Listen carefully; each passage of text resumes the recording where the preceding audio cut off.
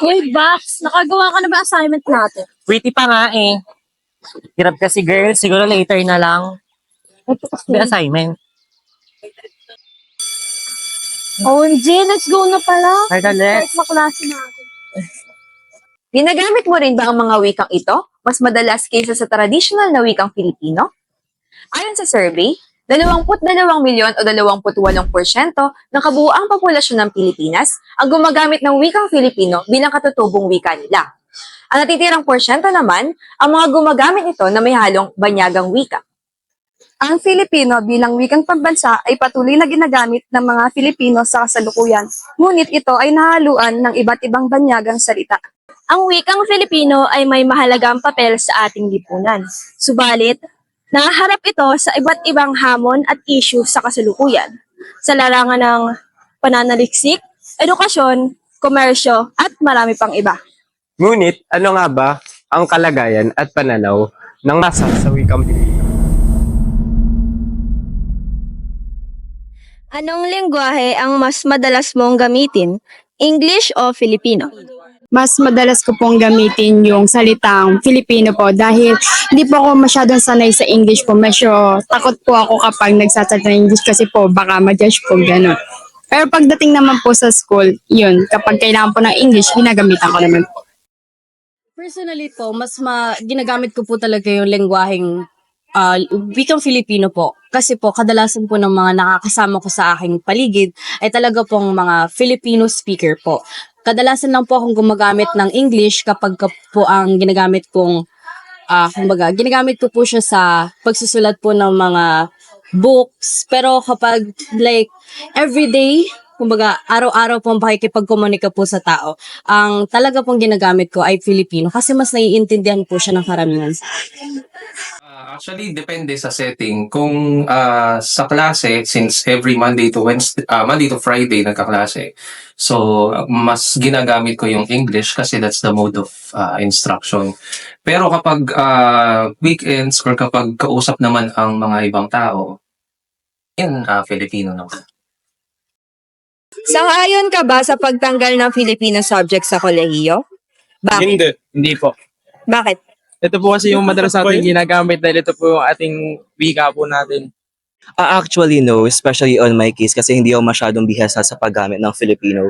Masasanay ako sa paggamit ng English. I think mas mahahasa yung forte ng bawat isa sa paggamit ng wikang Filipino kasi dapat balikan natin kung saan tayo nagsimula.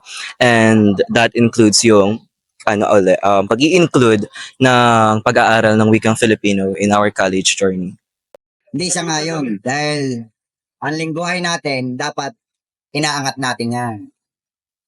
Sa tingin mo, may malaking gampanin ba ang social media sa unti-unting pagkalimot ng wikang Filipino? Oo.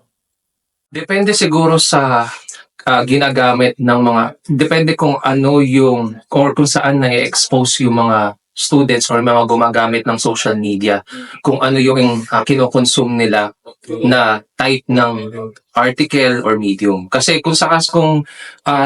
depende sa mga websites na binivisit nila, depende sa mga website na binabasa nila. Kasi kung ang mga websites ay nagpo-promote ng paggamit ng English or ng either English or Filipino, mas ma-expose sila doon sa ganong bagay. So, depende kung ano yung interest nila at depende kung ano yung kinukonsume nila na type ng media.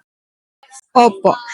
May mga salita po kasi tayong ngayon katulad pong mga igop or mga word po na nababago po na hindi po nagagamitan ng tunay po na parang meaning po katulad po dun sa mga Filipino igop po, parang gano'n po. Sa iyong palagay, mas pinahahalagahan ba ang wikang Filipino noon kesa ngayon? Yes po. Oh. Opo. Kasi po naging basehan na po sa atin na kapag mas magaling ka sa Ingles, mas tinitingnan ka po as mas matalino kaysa po sa mga estudyante po na mas matatas pong managalog kaysa po sa mga tao pong mas magaling po sila sa English. Ang lagi pong iniisip, ay matalino to, siguro mas may nalalaman siya kaysa sa mga taong mas sanay lang po talaga sa wikang pambansa natin, which is Filipino.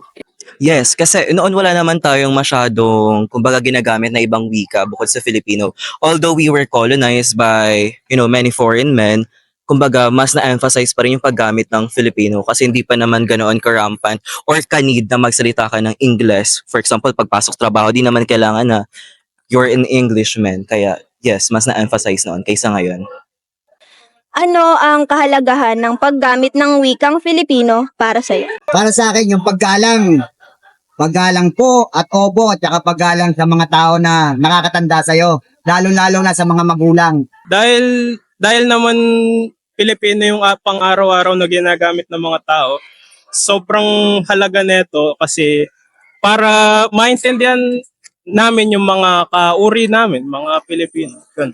Ang kahalagahan po ng wikang pambansa natin, which is Filipino, kumbaga mas naiintindihan po ng karamihan po sa atin. Hindi lang po ng mga edukado, kundi pati po ng mga taong hindi po nakapag-aral. Kumbaga, paano po natin maibibigay sa loobin natin sa ibang mga taong hindi po natin kapantay ng edukasyon kung ang gagamitin po natin ay English. Kaya mas maganda po talaga, mas mahalaga po talaga na masanay po tayo sa Filipino kasi nga po, hindi po lahat ng tao ay nagkaroon ng kakayahan na mag-aral. Kumbaga, mas mainam po na ibaba po natin yung level po natin kung gusto po natin tayong maintindihan po ng maraming tao. Importante at mahalaga ang paggamit ng wikang Filipino kasi ito yung way natin para hindi natin makalimutan kung saan tayo nanggaling. Ito rin yung pwede nating magamit na wika kahit saan man tayo pumuntang parte ng Pilipinas, 'di ba? Kasi kahit na kahit na iba ang talagang mother tongue, like for example sa Visayas ka pumunta, pero kapag nakipag-communicate ka ng gamit ang wikang Filipino, maiintindihan ka. Unlike kapag English, kung pumunta ka sa ibang lugar na hindi sila exposed sa ganung lengguwahe, hindi mo na maiintindihan. So yun yung pinaka-importante sa akin. Kaya natin dapat gamitin ang wikang Filipino. Kasi kahit saan ka pumunta parte ng Pilipinas, maiintindihan ka. First is communication. Ayun pa rin nag-serve as a basis of our communication given that we are living in a Filipino country. Next naman siguro is about academic writing. Although hindi siya masyado nagagamit, pero some of our subjects pa rin includes Filipino writing. Tapos third siguro is pagkakakilanlan. That also shows kasi our patriotism and our nationality. And that is also parang a stepping stone in our culture. Ito po ang ginagamit natin para maging daan, para po magkaroon po na yun ng connection para sa bawat kultura at tradisyon ng bawat Pilipino po. Sa huli, ang kalagayan ng wikang Pilipino ay nangangailangan ng sama-samang pagkakaisa mula sa iba't ibang sektor. Ang pagtuturo ng Filipino sa mga paaralan, ang pagsasali ng mga materyales, at pagbibigay halaga sa lokal na kultura ay ilan lamang sa mga paraan upang mapalakas ang wikang ito. Dapat itong isulong, hindi lamang bilang isang kasangkapan ng komunikasyon, kundi bilang isang simbolo ng pagkakakilanlan at yaman ng kulturang Pilipino. Sa pamamagitan ng pagpapalawak at pag-aalaga sa wikang ito, makakamit natin ang ating layunin na pagkakaroon ng isang mas malinaw at inklusibong kinabukasan para sa lahat. Kaya't huwag kalimutan na nakaraan, Wikang Filipino, Wikang Filipino. Wikang Pilipino. Wikang Pilipino. Wikang Pilipino. Wikang Pilipino ay pahalagahan.